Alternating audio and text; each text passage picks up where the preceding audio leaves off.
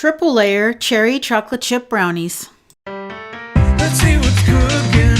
Let's get the facts. Let's see what's cooking. It's time for Yo-Yo Max 12. Hello everyone, starting off with 2 boxes of brownie mix. The mix I'm using is chocolate chunk brownies, so there's already chocolate in there. To this, add in 2 eggs, a half a cup of water, and a half a cup of vegetable oil. If you don't want to use brownie mix, just make a double batch of from scratch brownies. That's all you have to do. So you're just going to blend that together. Now the original recipe says to add 2 cups of chocolate chips. Because this brownie mix already had chocolate in it, I only added 1 cup of chocolate chips. Gave that a stir, and then I put it into a greased 9 by 13 inch baking dish. I lined mine with parchment paper just to make it a little bit easier to get out of the container once it was done. Bake these at 350 degrees for about 40 to 50 minutes until a toothpick inserted in the center comes out clean. Now while your brownies are cooling, you can make your frosting. That's 1 cup of butter at room temperature, 3.5 cups of powdered sugar, and just blend that together until it looks like coarse crumbs.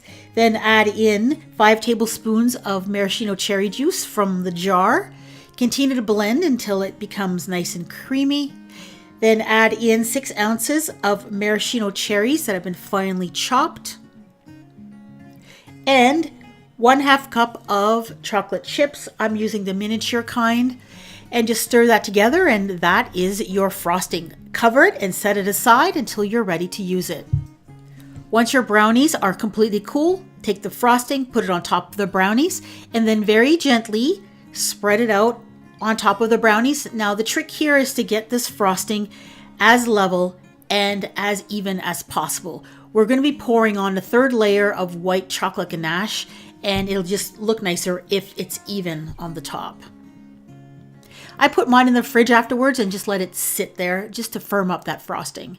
Now for the ganache, the 3rd layer is 2 cups of white chocolate chips and a half a cup of whipping cream. I put this in the microwave for about a minute or so until the cream got nice and hot. And then I just continued to stir, and I used a whisk finally just to whisk in that chocolate until it was nice and smooth and all the white chocolate was melted. And then pour the ganache on top of the frosting. And then I put this in the refrigerator and I let it sit for several hours until it was set up a little bit. Now to decorate them, I made a very small batch of buttercream frosting. And of course, I hit stop the record button and then I hit start the record button, but I was actually doing the opposite. So I filmed myself filling the piping bag, but I did not film myself putting it on the actual brownies. All I did was use a small round tip, and I just did little squiggles of frosting all over the tops of the brownies, and then I added some Valentine's Day sprinkles on top of that.